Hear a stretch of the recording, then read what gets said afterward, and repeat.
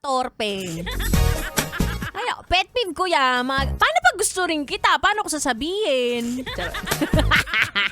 Basta galit. Anyway, I am back. It's me, Ganda Wanda. Kasama niyo pa rin dito sa 101.1 Yes FM. At ang chika sa akin, eto na nga.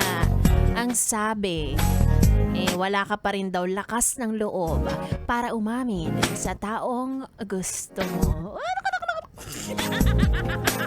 Bakit naman? May itsura ka naman. May trabaho. Diba? Hindi naman siguro mabaho ang hininga mo. Diba?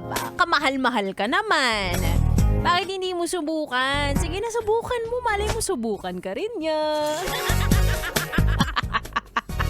Diba? Walang masama. Siguro, naintindihan ko naman na medyo natatakot ka sa rejection or baka hindi ka magustuhan pabalik. Diba? Kaya sabihin nila, parang baliw siya. May gusto siya sa akin.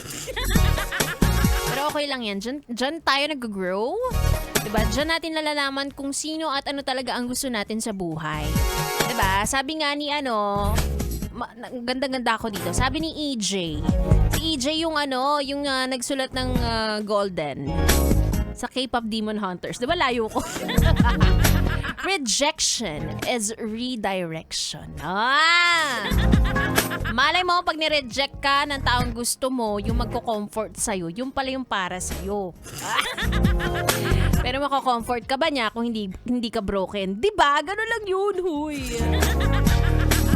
Kaya sige na, i-take mo na ang risk kahit alam mo na medyo mababa ang tsansa. At least, sumubok ka pa rin. Tingnan nyo, sinubukan ko kay B-Boy. Kaya na parang, ay, balay talaga.